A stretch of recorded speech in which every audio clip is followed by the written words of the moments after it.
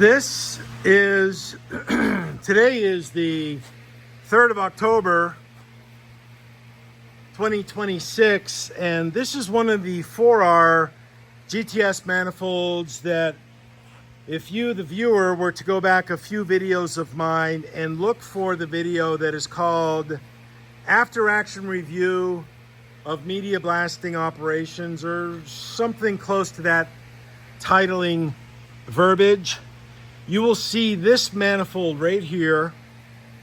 This is the one that had all the bubbles right in this area by my finger, and a few more bubbles over here in the metal prior to being powder coated.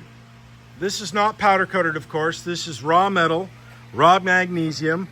It's been in the oven baking for about 26 days. We have 3 more days to go, 3 or 4, of 400 degrees to get all the contaminants outside, or as much of it out of the magnesium as possible. But after reviewing my own video, I decided, I went to the powder coater and I said, please pull out this manifold with this number right under here. Flip that around, you can see it. And they did. And I said, I need to come pick it up to do some metal work / welding to it, which I have done. Oh, and by the way, magnesium is extremely expensive to buy the welding rods.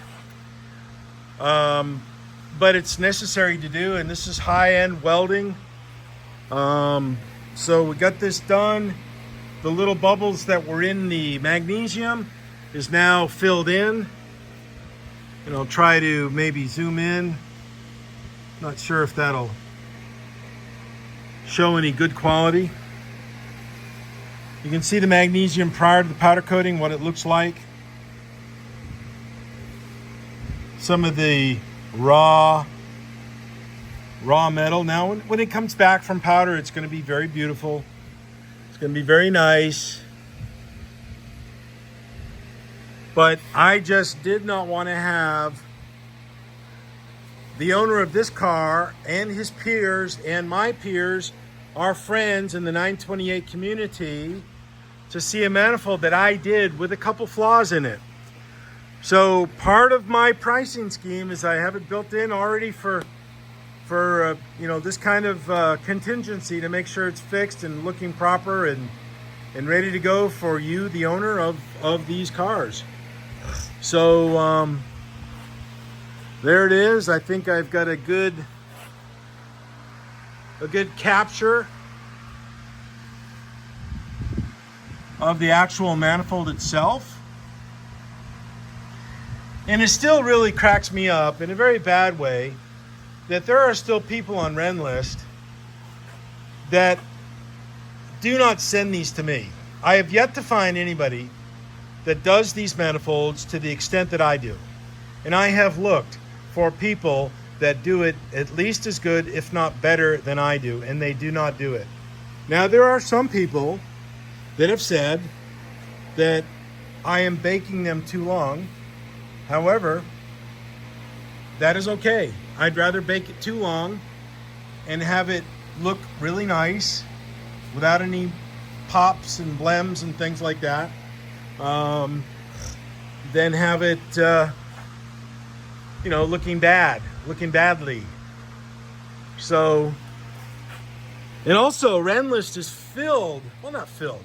Renlist has a very high percentage of so-called experts that love to sharpshoot everybody else that is not an expert in their particular field. I had a bloke on Renlist just last month talking about magnesium, and he was listing his very well-earned, very respectable credentials, which I felt was a bit out of place for him to do that to me or to his peers on Renlist. He was listing how great he was and how he was a magnesium expert with the Department of Defense. And I thought, well, that's wonderful. However, common space, is that really applicable to the average hobbyist in this community that wants to refinish their manifold? And I told this individual, I said, why don't you take your wonderfully founded expertise and address it to the right people instead of me. Address it to the Porsche engineers that built these things. Address it to them. And then maybe they'll fix it. But they don't make these anymore. They haven't made these for 30 years, and they will probably never, ever again make magnesium intake manifolds. This is a work of art. This is beautiful. This thing right here, they are unobtainium. They do not make them. They are no longer in stock. And I don't believe Porsche will ever make these again. It'll be way too cost prohibitive. And well, there it is. So I don't really have much else to say other than I've had good results with my tactics, techniques, and procedures for doing these manifolds thus far. And I've had some good feedback from some folks. The guy up in Connecticut sent me some good advice. He sent me, well, not good advice. He sent me some good information that I have taken and run down to ground. For example, on the cam covers, the mounting areas where the bolt goes through, the little cupped washer and the rubber gasket that goes in there, he was indicating to me that that was causing the powder coat to fail. I took the pictures down to the powder coater and I asked them, is this possible? What am I doing wrong? What are we collectively doing incorrectly that we can change to keep this from happening?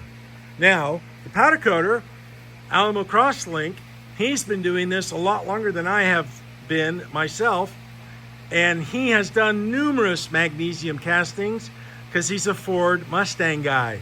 So all of the Ford Mustang intake manifolds, he has gone ahead and baked them and powder coated them and done magnesium wheels. And he says the best way to do it is bake it for at least 30 days, get as much of the impurities out of the metal as possible. So anyways, I took these pictures that the customer, a friend of mine in Connecticut, sent to me. We reviewed them and we conclude that those pictures show RTV sealant because the powder underneath it did not appear to be failing. It's hard to think that that powder would fail, but anything is possible. And I asked him to send me some scrapings of the material, the soft material, the gooey material, for some analysis, and I'll pay to have it done. And I bet you anything it's going to come back as gray RTV sealant, which is kind of common. We in the mechanical industry, we in the automotive car hobbyists industry probably use the RTV, and maybe this guy thinks it's something else, which goes in the same basket as before I came on the scene, owners would take their intake manifold, blast it with sand, with a Harbor Freight sandblasting system. Prior to their blasting with their 80 or 60 gallon compressor, which means nothing in the blasting world, and their 80 PSI, which means nothing in blasting world, as long as they have their 5 or 7 CFM. That's the number that matters in the media blasting world, CFM. So these guys took their equipment and they blasted these things on their own after treating them with a paint stripper to try to soften up the material. Then they blast it and they get the sand halfway down and the sand sticks on the inside, and then it becomes hard, it cakes in there. And then they put this on their brand new engine and it sucks in all that crud, destroying an engine. That happened numerous times before my planting the stake, so to speak, to set the standard for this not happening again. And then they would take their manifolds, in that process, I forgot to add, in that process, they would put their manifolds in their dishwashers at home, clean them. So they do everything wrong, everything incorrectly, and they think it's right, but they don't know that it's wrong. So that's okay, that does happen. We think that we're really good, we think we're sacrosanct, we think we're experts of anything we put our hands to, but sadly that is not the case.